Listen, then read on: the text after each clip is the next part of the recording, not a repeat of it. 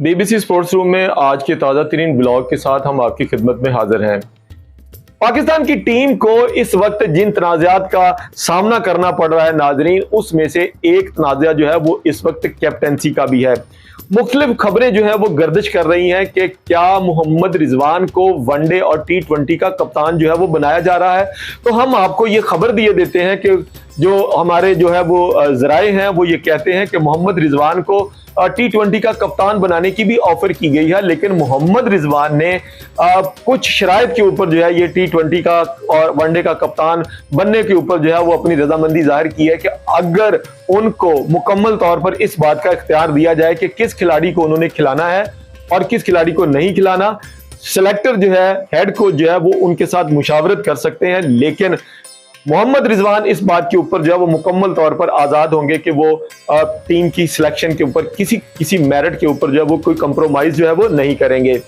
ताहम टीम के सिलेक्टर्स ने मोहम्मद रिजवान की बहुत सारी तजावीज को जो है वो रद्द कर दिया है और इस तरह से अब दिखाई ये देता है कि मोहम्मद रिजवान जो है वो T20 के अंदर तो क्या वनडे के अंदर भी उनको कैप्टनसी जो है वो उनको दिखाई नहीं देती। अब बात निकल कर जा रही है बाबर आजम की तरफ। तो बाबर आजम को भी यही ऑफर की गई और बाबर आजम ने भी बिल्कुल वही स्टांस जो है वो दिखाया जो मोहम्मद रिजवान ने दिखाया कि बाबर आजम ने भी यही कहा है कि वो पहली बात तो ये कैप्टनसी जो है वो लेने को तैयार नहीं है। अगर कैप्टनसी उन्होंने लेनी है तो फिर वो अपनी मर्जी के खिलाड़ी जो पाकिस्तान की टीम को बूस्ट अप कर सकें, जो पाकिस्तानी टीम के लिए कोई इंटेंट दिखा सकें, वो कप्तान अगर बनेंगे तो फिर अपनी मर्जी से खिलाड़ियों को टीम में लाएंगे। लेकिन बाबर आजम जो है इस वक्त जो है वो दो तीन तरह की कशमकश के अंदर नाजरीन दिखाई दे रहे हैं और वो कशमकश जो है वो ये है कि एक तो उनको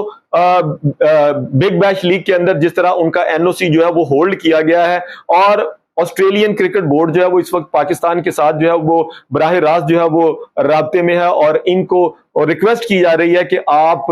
इन खिलाड़ियों को जो है वो NOC जारी कर दें। लेकिन हम ये समझते हैं कि जब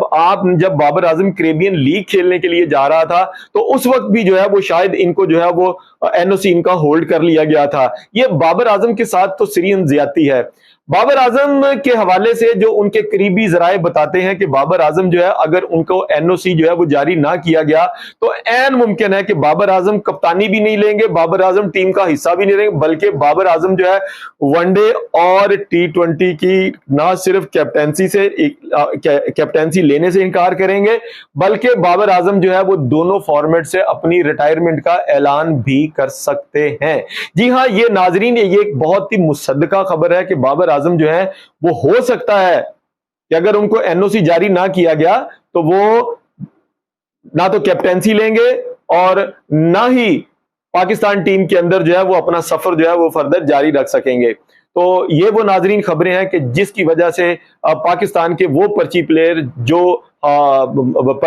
टीम में आकर उन्होंने पाकिस्तान की टीम के मोराल को ना सिर्फ डाउन किया है बल्कि पाकिस्तान टीम को जो है वो बुलंदियों से उठाकर जो है वो नीचे फेंक दिया है। इसमें नाजरीन कसूरवार जो है वो यूट्यूबर्स भी हैं, हम भी हैं, आप भी हैं, क्योंकि पाकिस्तान का सिलेक्शन बोर्ड जो है वो मेरा ख्याल है कि जो चलता है टिकटॉक के व्यूज के, टिकटॉक के जो है वो